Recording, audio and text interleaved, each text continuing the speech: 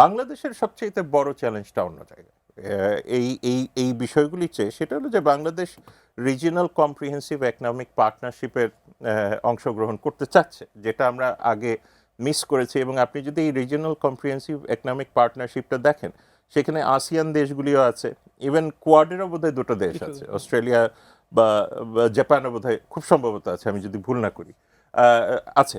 এখন এইটার মূল ইকোনমিক চালিকা শক্তি বলবো না যে চায়না, কিন্তু চায়নার একটা বড় অর্থনীতির প্রভাব আছে। তার মানে বাংলাদেশ এখন চাইছে যে রিজিওনাল কম্প্রিহেন্সিভ ইকোনমিক পার্টনারশিপে যদি যোগদান করে, যেটা আমি অনেকবার লিখেছি যে আরসেপে জয়েন করাটা খুবই জরুরি হয়ে গেছে বিকজ অফ দি ইকোনমি। আমি যদি এখন শুধু আসিয়ান আসিয়ান চিৎকার করি তাহলে হয়তো খুব বেশি আগাবো না, কিন্তু আরসেপকে ধরে যদি আমি আগাই তাহলে আমার হয়তো বা একটা সুবিধা হতে পারে।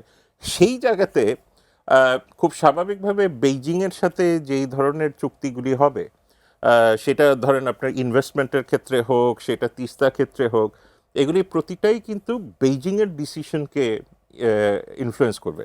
সুতরাং চ্যালেঞ্জটা যেটা হচ্ছে সেটা হলো, একদিকে তো আপনি যে ইস্যুগুলি বললেন, যেটার একটা global geopolitical and Jio strategic implication আছে, সেই সাথে বাংলাদেশের জন্য জিও ইকোনমিক একটা ইমপ্লিকেশন হয়ে যাচ্ছে যদি আমরা মানে প্রপার এগ্রিমেন্টগুলি ফার্নিশ না করি।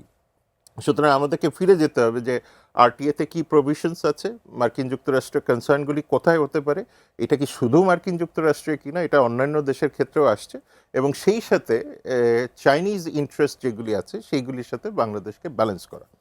এখন ধরেন $2 বিলিয়ন ইনভেস্টমেন্টের আশা করা হচ্ছে চীনের সাথে। তো সেটা বিভিন্ন ফরম্যাটে আসতে পারে, এটা এফডিআই ফরম্যাটে আসতে পারে, আপনার এটা ট্রেডের ফরম্যাটে আসতে পারে, ফাইন্যান্সিয়াল ইনসেন্টিভের ফরম্যাটে আসতে পারে। ফলে এই যে আমরা একটা টোটাল প্যাকেজটা যেটা আমরা দেখতে পাবো, এখনো পর্যন্ত স্পষ্টীকরণ করা হয়নি, এটা করা হলে পরে হয়তো বা আমরা দেখতে পাবো যে আসলে বাংলাদেশ কতটুকু ব্যালেন্স করতে পেরেছে। কারণ at the end of the day বাংলাদেশকে মার্কিন যুক্তরাষ্ট্রের সাথেও যেরকম সম্পর্কটাকে প্রপারলি রাখতে হবে, চীনের সাথেও রাখাটা তার প্রয়োজন। কারণ হলো আপনার এই যে সাপ্লাই চেইন বাংলাদেশের, এই সাপ্লাই চেইন কিন্তু ওভারনাইট চেঞ্জ করা যায় না। বাংলাদেশ তো নিশ্চিতভাবে সবার সাথে একটা ব্যালেন্স রেখে এগোতে চায়, কিন্তু আমি জানতে চাচ্ছিলাম যে মার্কিন যুক্তরাষ্ট্র বাংলাদেশ চীনের সম্পর্কটাকে আসলে কিভাবে দেখতে চাই, মানে কোন পর্যন্ত গেলে বাউন্ডারি লাইনটা কোথায়? মানে এখানে বাউন্ডারি লাইনটা আমি খুব ক্লিয়ারলি আপনাকে বললাম যে বাউন্ডারি লাইনের ব্যাপারটা হলো যে নন মার্কেট ইকোনমি প্রভিশনের মধ্যে যে ধরনের আপনি কাজ করতে যাবেন সেটার জন্য একটা স্বচ্ছতার প্রয়োজন। স্বচ্ছতাটা বলতে কি বোঝায়?